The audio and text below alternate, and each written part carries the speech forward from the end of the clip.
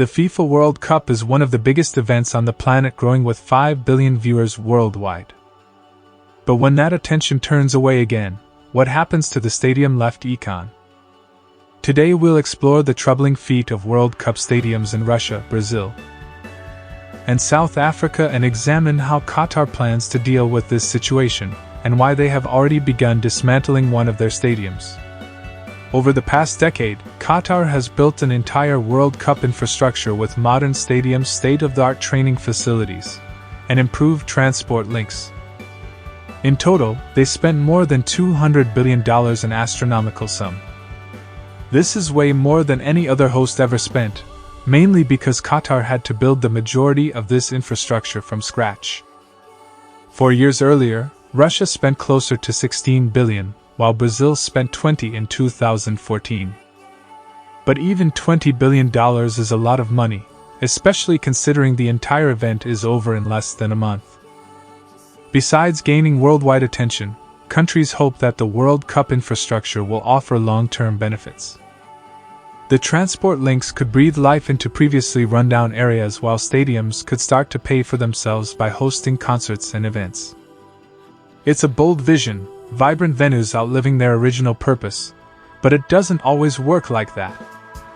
When we look at the history of World Cup stadiums, it doesn't paint a pretty picture.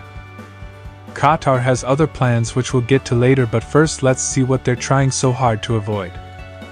So what happened in previous World Cups? In the build-up to the 2018 World Cup, Russia built 9 new stadiums and upgraded 3 existing venues.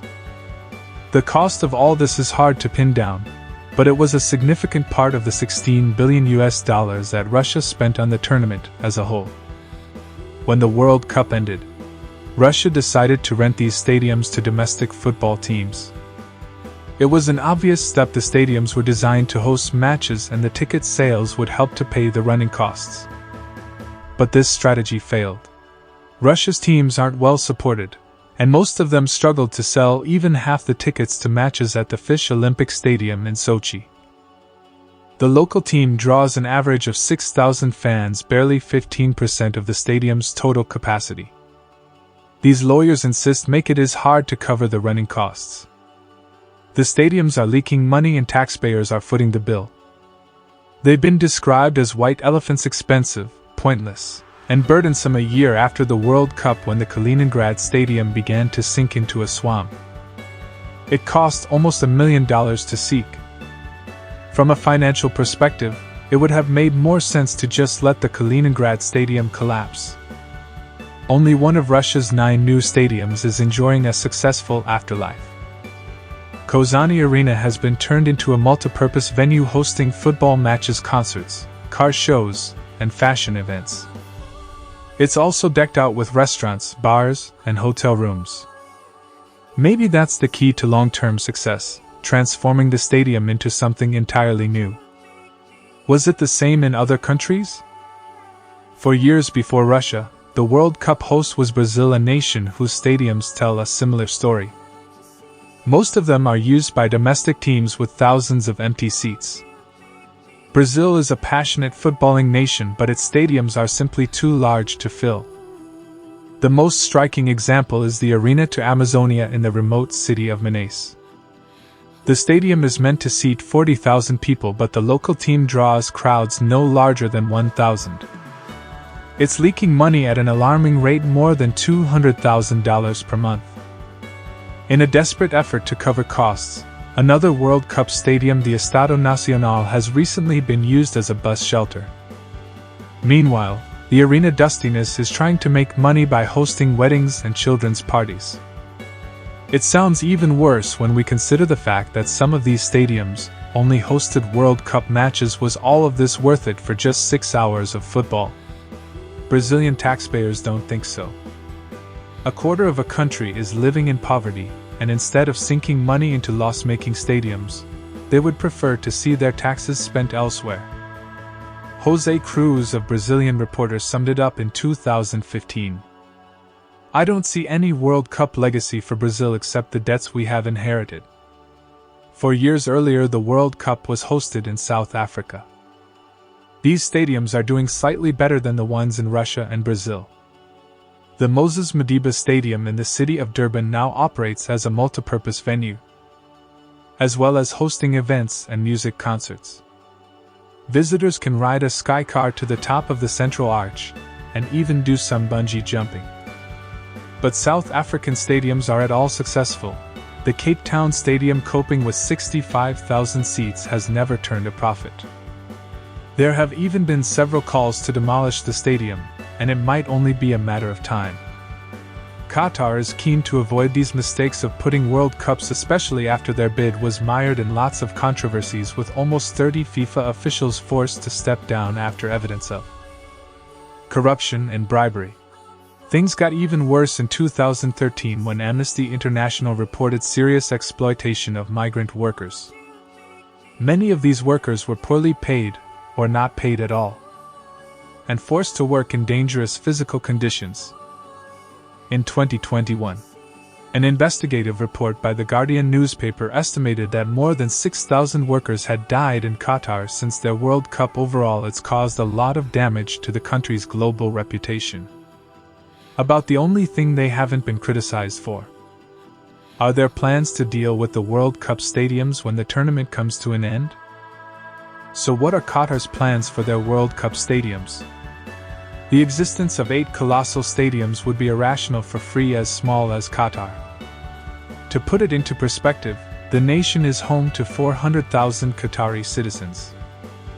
The stadiums, meanwhile, have the capacity to hold 420,000. Russia is home to 140 million people, while Brazil is home to 220. If these countries can't fill their World Cup stadiums, Qatar won't stand a chance, but Qatar won't try to fill them. Instead, they want to transform them into the 2 largest stadiums, Lusail and Al Bayt.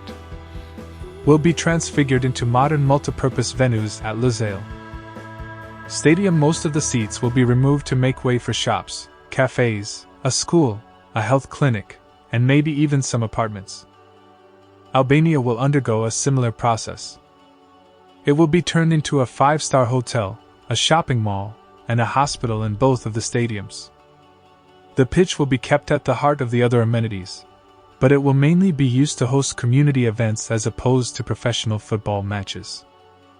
3 more of the stadiums, Ahmad bin Ali Al Janoub and all of the Mama Stadium, will still be used for football matches, but only the venues are massively downsized. In all 3 cases, the capacity will be cut from 45,000 down to 20,000 by removing temporary seating. This strategy was also used in Russia, with temporary stands squeezed at the end of a Catherine Berg Central Stadium. Qatar promised to donate the temporary seating to other countries who are looking to improve their sporting infrastructure. The downsized 20,000-seater stadiums will probably struggle to reach capacity, since the Qatari Football League sometimes only draws crowds as small as a couple of 100 people, but then their stadium 970 for the most innovative solution of all this stadium is a completely temporary venue, the first of its kind in World Cup history.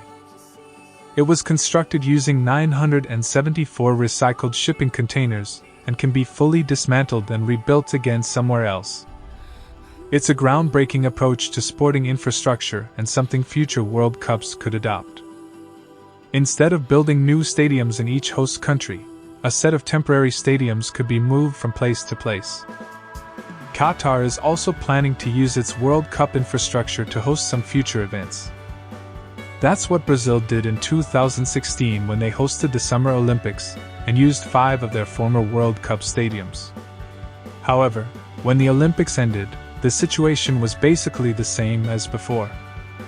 In 2024, Qatar will host the Asian Cup, an international football tournament for teams in Asia and Oceania. They will also host the 2030 Asian Games, an international athletics tournament with more participants than the Olympics.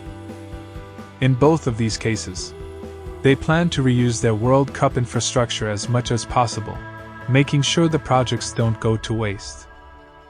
They've also set their sights upon hosting the Olympics maybe as soon as 2036. Only time will tell whether any of these plans will actually work, but one of them is already underway.